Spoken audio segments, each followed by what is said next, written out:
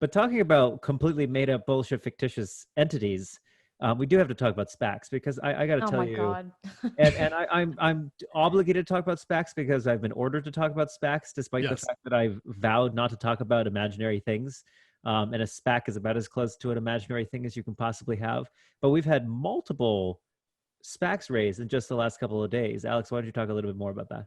Okay, so well, we're tired of talking about SPACs, and we're sorry to drag you through this again. But there's been a number. So, I think it was Hertz. Was it the Hertz co-founder Kevin Hartz? Is that? Do I have that words No. in the right order there? Was it? Isn't it that I guy? couldn't tell you. It's Kevin Hartz, but Yeah, it's not Kevin thought- Hertz. Hartz, not the Hertz franchise. I thought it was the car guy. I would have bet you $100. Don't put this in the show because I look dumb. But like, I thought it was the car guy.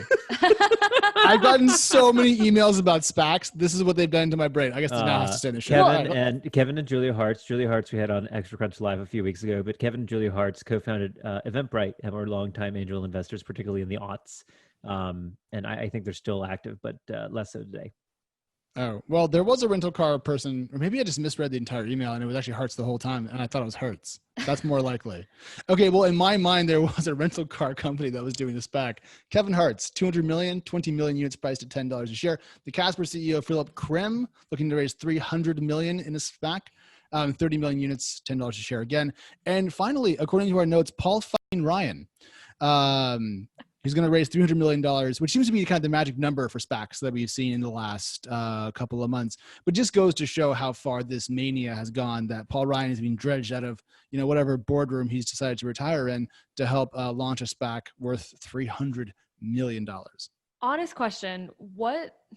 How and why does a singular human raise a SPAC? Like, what is the point of any of this? And I'm being honest, like, I genuinely don't get the context of it. Danny, maybe you know? I mean, a lot of these bring their own brands and their own networks, right? So presumably all these folks, I mean, Kevin Hartz was at Founders Fund, or maybe is at Founders Fund. I don't remember if he left or not. Krim obviously raised a bunch of money as Casper CEO, and then Paul Ryan obviously raised money as a major fundraiser for the Republican Party over the years, in which he was Speaker of the House, and what was it, the vice presidential candidate for Mitt Romney, which seems like a totally different era of my life. But I think the actual interesting question here, it's like, I understand why there's certain branded individuals who can raise money. And remember, they are filing to raise money. They aren't raised, right? It's actually important to remember they're just filing to say that they're going to raise this amount of money. We'll see if they're actually successful. But to my mind, the actual question is like, why are they always the same goddamn number? Like, what why makes is it always $300 million?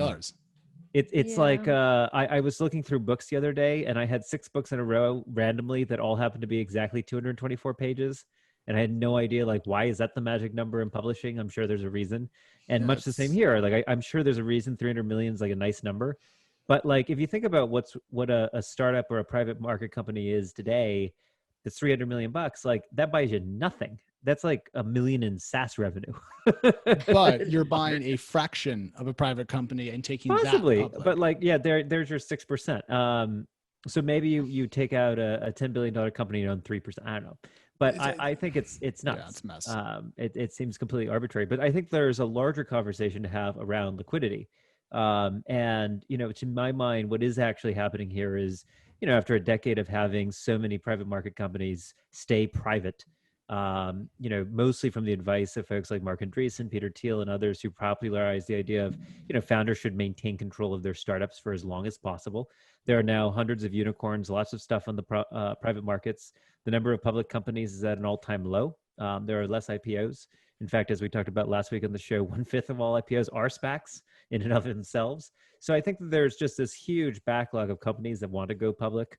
And, SPAC seems to be one of the market ways that they're doing that.